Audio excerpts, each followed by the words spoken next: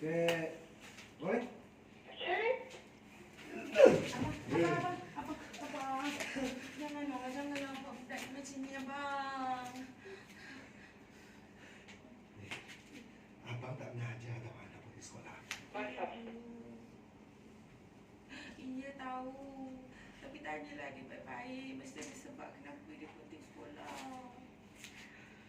Buat TV. Buat TV. Ni sekarang ni, ayah nak tanya kamu.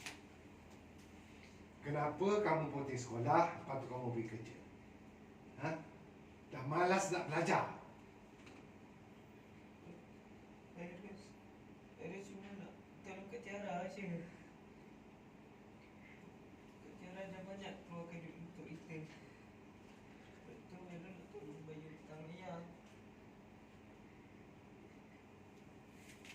Kak Tiara cakap, anak lelaki kena jaga keluarga. Eres hanya nak jaga keluarga kita je.